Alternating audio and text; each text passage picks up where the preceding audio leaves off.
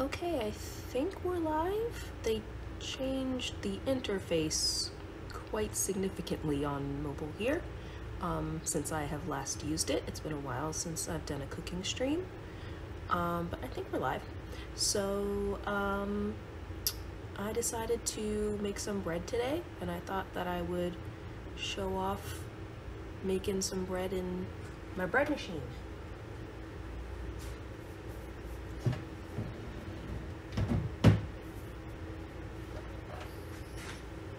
This is the bread machine. It is a Cuisinart, and I love it. I'm also just holding it, but I kind of hugged it too.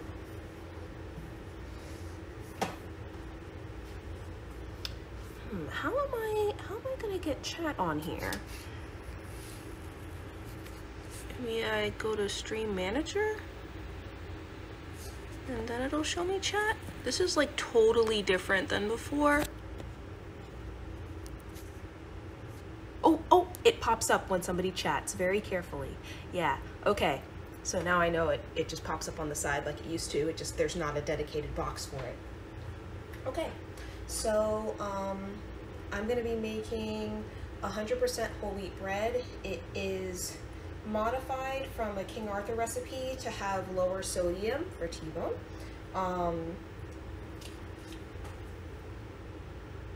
Getting Twitch in the kitchen so you can make that bread while you make that bread. Yeah, nice.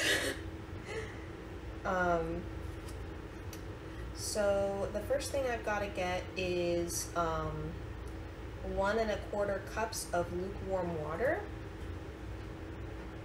So I've got my measure right here. The sink is behind you though, so I will be right back.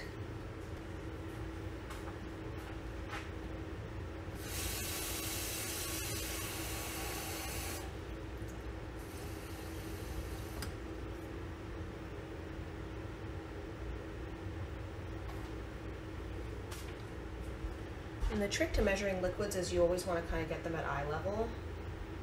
So that's about right. It's a good idea even if it was half baked. We're gonna need olive oil, which I've got some olive oil here. You can technically use vegetable oil instead, but who wants to do that? You need a 1/4 cup of honey or maple syrup.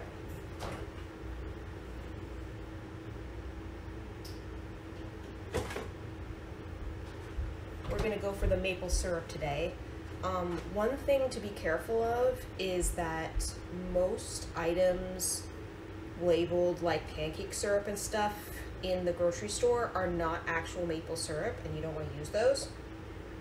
So you should have something that has 100% and the ingredient is just pure maple syrup. On those pancake syrups, you'll get like corn syrup, solidifiers, da-da-da-da. So it should just say pure maple syrup.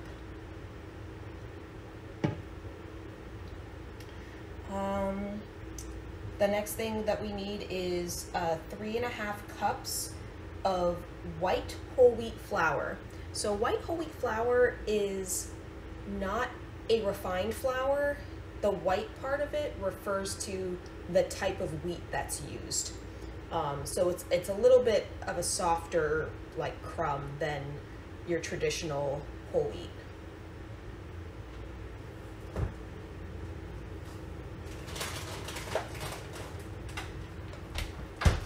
And I keep my whole wheat flour in the freezer to help prevent it from going rancid, because any whole wheat flour, it has the germ and the other aspects of it that I can't remember. There's like 3 aspects, the endosperm, and I think the endosperm is the part that is in enriched flour as well. But there's like 3 different parts. When you refine flour, it gets rid of like the outer husk, but that's like where a lot of the vitamins are, but that can also go rancid. So that's why we keep in the freezer.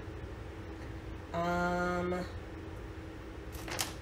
tablespoon of wheat gluten. This is optional. You don't have to use this. You can still make bread without it, but it makes for a nicer rise. So I typically use it. It's kind of more what you would get in the store. I need 3/4 of a teaspoon of salt. Salt is in the cabinet here. Unless I moved it. Did I move it? No, it's just behind stuff. Ugh. So I'll just use some Morton salt. And you might say, well, but you're eating a low sodium diet, so why would you use salt at all? Can't you just leave the salt out? You actually can't when you're making bread with yeast, because the salt helps to control the yeast growth to get it to be the right amount. That being said, generally in a traditional recipe, so not like a recipe that's considered low sodium already, in a traditional bread recipe, you can use about half of the salt that it calls for. And honestly, I didn't even notice a taste difference. They're like, oh, it might be a little, taste not as good and blah, blah, blah. I didn't even notice when I tried this once before. So I recommend, if it's a regular recipe, you can have the salt, and that's healthier for you. And then finally, 1.5 teaspoons of instant yeast. Yeast is kept in the fridge if it is opened, which this one is. If I don't have enough here, I also have some non-opened ones in the pantry there. And that's all you need. That's all the ingredients.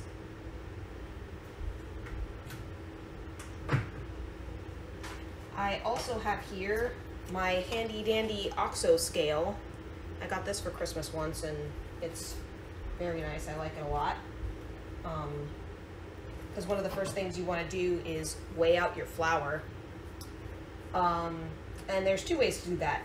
There's the I don't want to dirty an extra bowl way, which is a little risky. You can put it directly into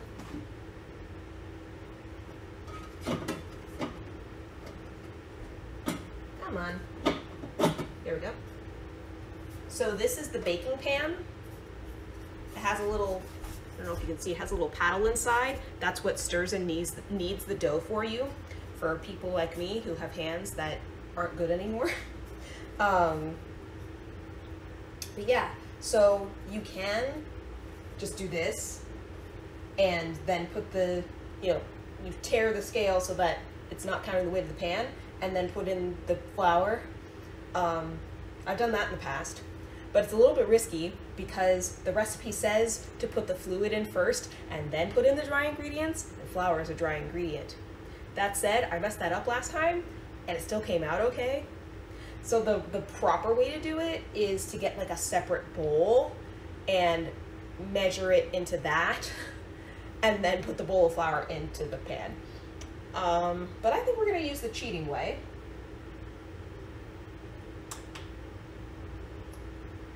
So it's counting down and saying, okay, I'm ready to do stuff. So we want 397 grams. So I'm just gonna open up this flour. I'm gonna give it a quick sniff, make sure it's still good. Still smells like flour. Okay, and then we're gonna gently pour it in.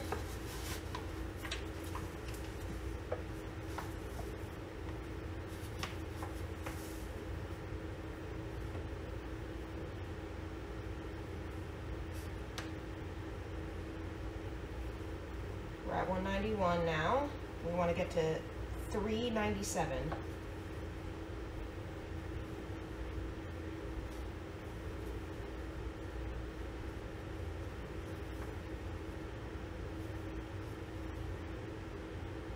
It's pretty close. 366, 380, 384.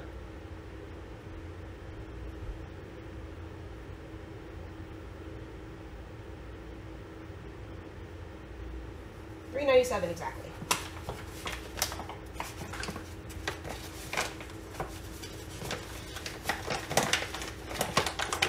And then I just wrap this back up and put it back in here.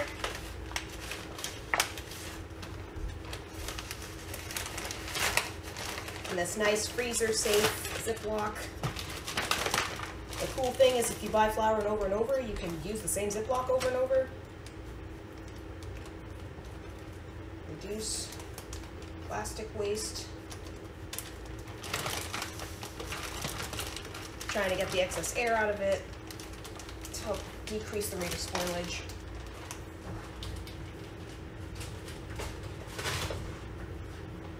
And a whole wheat flour will keep in the freezer anywhere from 6 months to a year. Whereas if you keep it just on your shelf, it'll be bad in 3 months. So if you're not baking every single day, you're probably not gonna run through it. Okay, so now we're going to add stuff in the proper order. We are going to add our water.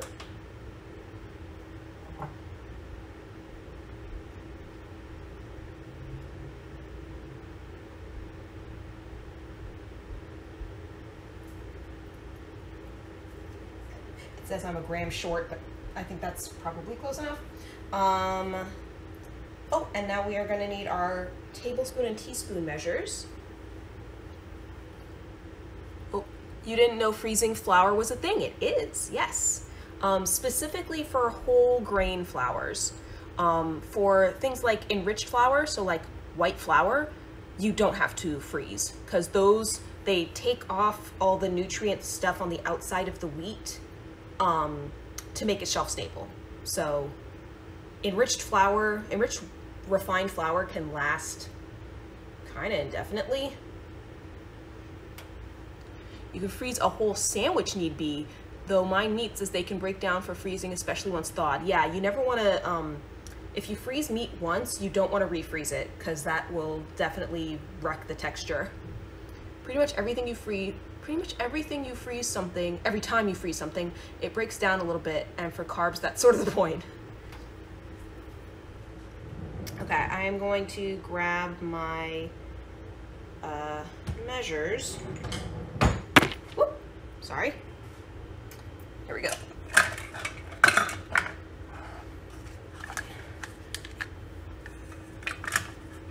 They are not all together. They're on this nice little hook thing, and I did not put them back on the hook. Probably from the last time I made bread. Okay. So, simple cup measures. So I need a tablespoon, which is this one.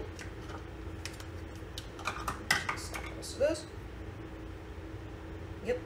And you can tell my my measures are well loved. You can't see what it is anymore, but this is 1 tablespoon. I know it by sight. A lot of people like the taste of thawed bread. Moisture can actually make it pop. So I almost always freeze most of my bread that I bake because otherwise it gets stale and like it's just not usable because I don't put any preservatives in the bread. So I'll have the first couple of slices fresh, and then I'll slice up the rest of the loaf and throw it in the freezer. And then I use the toaster usually to thaw it. And if I want toast, I just toast it for longer. Okay, so we are on 2 tablespoons of olive oil.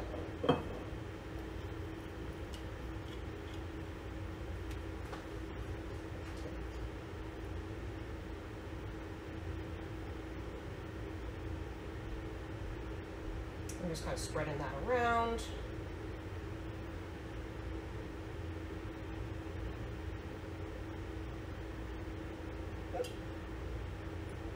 A little bit snuck in there, but that's all right. We were a little short on water, so a little bit extra oil works out.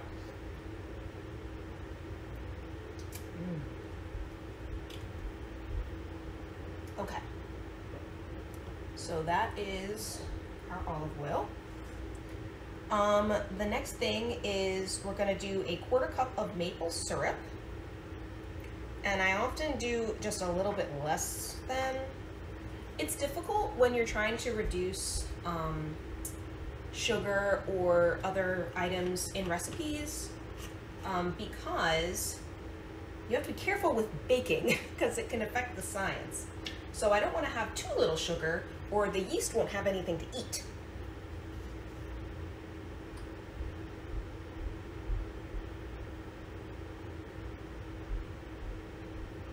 So that's just shy of a quarter cup. And it smells good too. I always like to do a sniff test. Don't want to wreck a whole batch of something. All right, so that's the maple syrup. You can also use honey too if you like honey or if that's what you have on hand. We did the flour. So now we're going to do the wheat gluten. So I'm going to wash off the tablespoon measure that I used for the oil and dry it and then use it for the wheat gluten.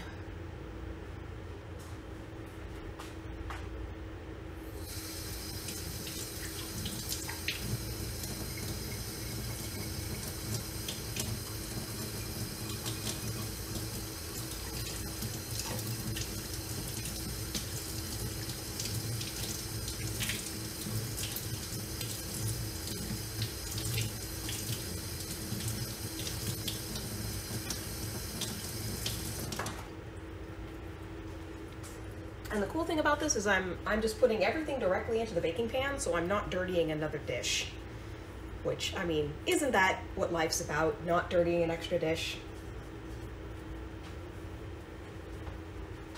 Okay, that's pretty good. So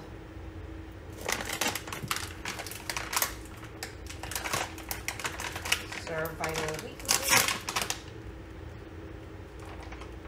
That smells all right too. Just wash it. I could just stick it directly in there.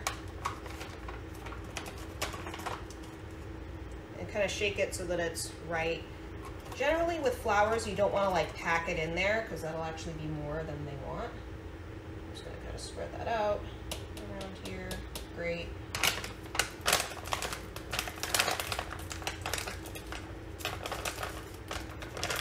Now, salt. I need to use 3/4 of a teaspoon.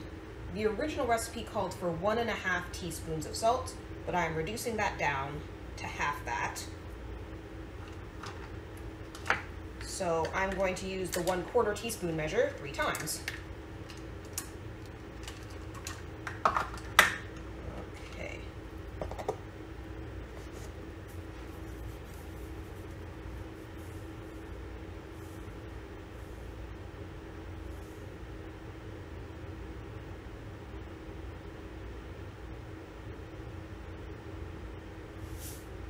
Okay.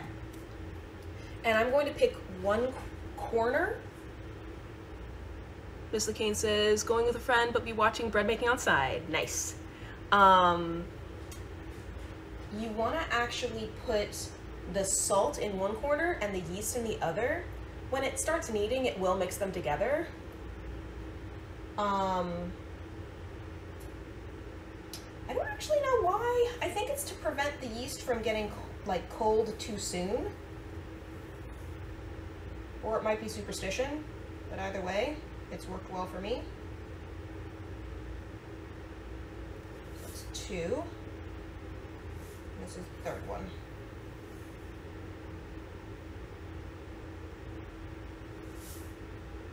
And I'm just pouring it over this bowl so that I'm not accidentally spilling any. All right, so that's our salt. And then we want 1.5 teaspoons of instant yeast.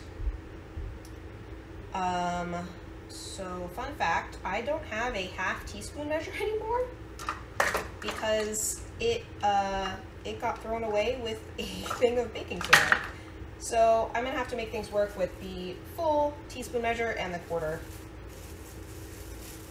Here's my yeast that was opened, and so I've been keeping it in the fridge. Not sure if it'll be enough. We might have to open a new package as well.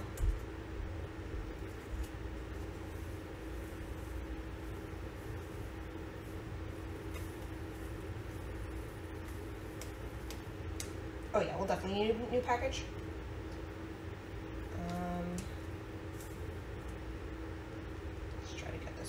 first. Yeah, that's probably about a half teaspoon right there.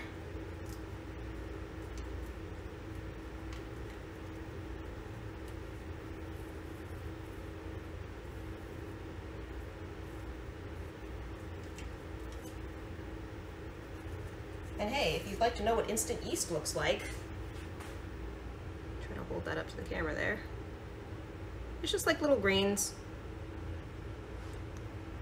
Salt slows the growth of yeast, otherwise it would grow much too quickly and ruin everything. Exactly, that's why that's why you can't just not have salt in the recipe. But that's also why you put it at opposite ends, because you don't want to like kill it too fast. Okay, so I'm gonna set this down and I'm gonna get another yeast packet from my pantry.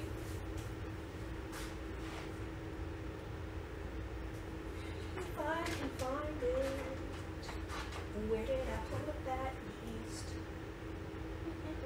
There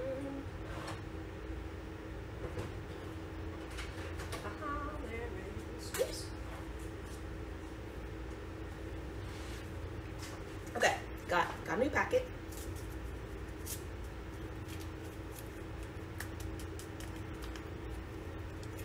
And let me get a scissor to cut open a corner.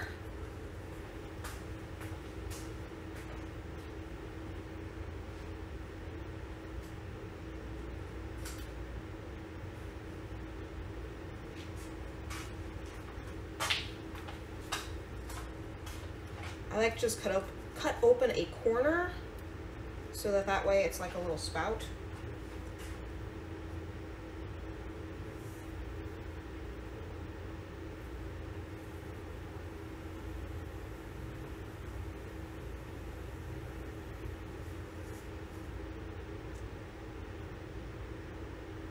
More.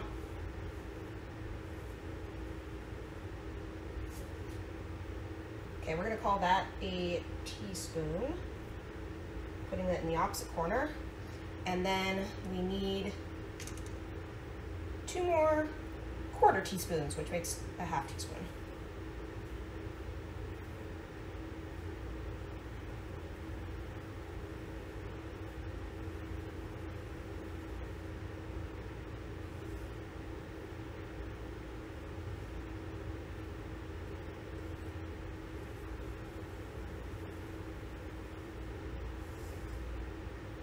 Great. So that's everything. And then I will refrigerate the rest of the yeast. It'll keep for a while.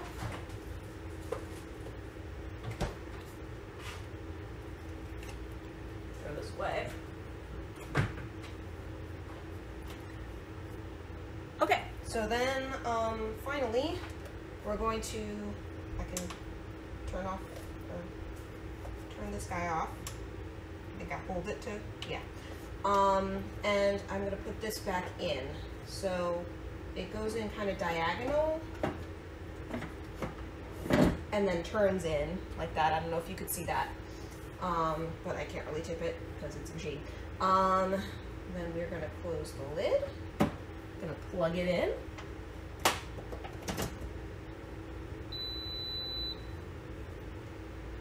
And I think it's just bringing up our last program, but I'm going to select program. So we're gonna say we want program 3, which is whole wheat. We're gonna say the size is just 1 pound. So it'll take 4 hours. And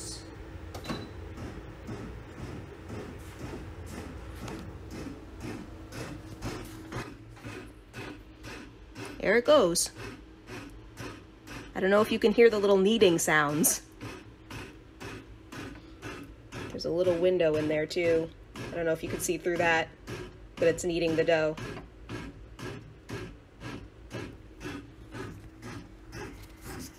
We can indeed hear them. Hopefully it's not too loud, sorry. But yeah, then you just let it go for, you can actually just leave it at this point and it'll make it all the way. There will be 2 more beeps that the machine makes. One will be like, hey, do you want to add in ingredients like raisins or something? Is that contraption just for kneading? It kneads, but it also bakes. So I have it set to both knead the dough and bake it.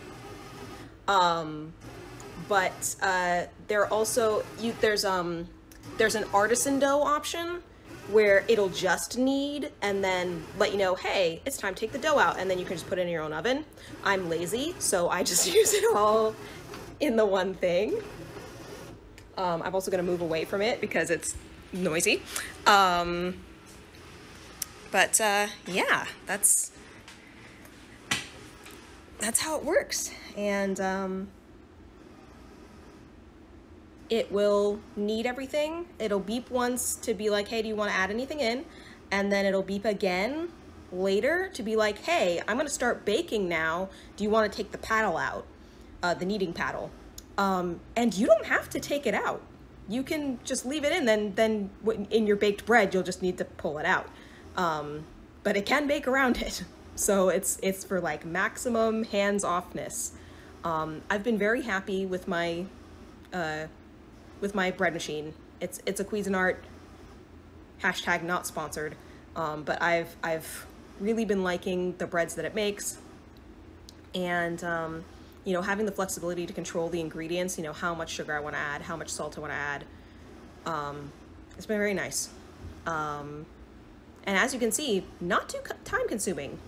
I mean, that was me explaining everything I was doing in addition to doing it, and it still only took me about 25 minutes. And that's all it, you know, now of course it'll take 4 hours to do its own thing. But something else cool about it is that you can actually set it to do overnight, as long as you're not using a recipe that has like milk or something that can spoil in it. If it's just like flour and water and stuff like that, you can set everything up at night and then set a timer on it and be like, okay, I'm going to bed, start this process in like 5 hours. And then it'll start baking the bread for you in the middle of the night so that you have fresh bread in the morning. I've never actually tried that function, but I really want to because it sounds awesome. Once the bread starts baking and stuff, your dwelling begins to smell like bread. It's really nice. So yeah, I'm going to try to stream for 4 hours now so that y'all can see the end result of the bread. So I guess now would be the time to swap over. I have to switch over for tomorrow's stream, doing the overnight bread. Well, I'm not gonna bake two breads in one day. Overnight bread. I'll have to do that on another stream, because I already can't get through a loaf by myself without having to freeze it. So yeah, but I might try that some other time and then be like, hey, here's what it looks like. But yeah, I'm gonna try and stream for the 4 hours so that way we can see the end result of the bread. So let's see, what should I actually play today? I think I'm not gonna do an unplayed game. We're gonna do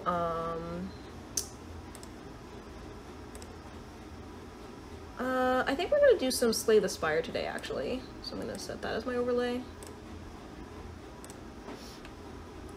And get some stuff going with that. But I think I have to turn it off here so that I can then turn it on my computer. So 4 hours of balloons, obviously. Dude, balloons is so hard. I've like basically given up on balloons because it's so hard, and it's like, I worked so hard and got so far, and then in the end it didn't even matter. Just like super war balloons. Once you understand it, it'll work out.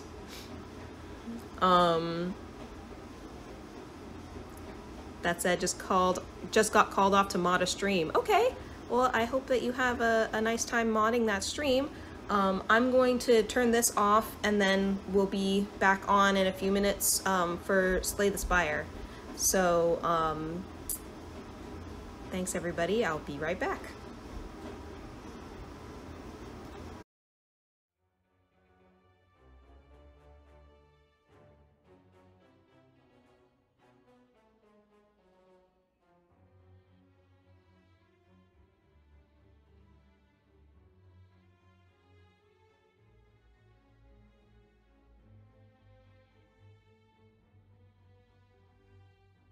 So this is the bread.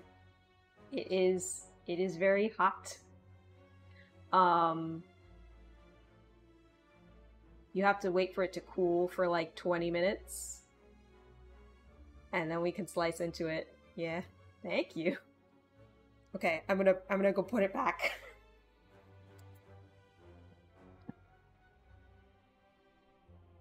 So here it is. It is still hot inside. You guys probably can't see the steam that's coming up off of it, but this is the crust, and yeah, nice, warm, fresh bread. Thank you.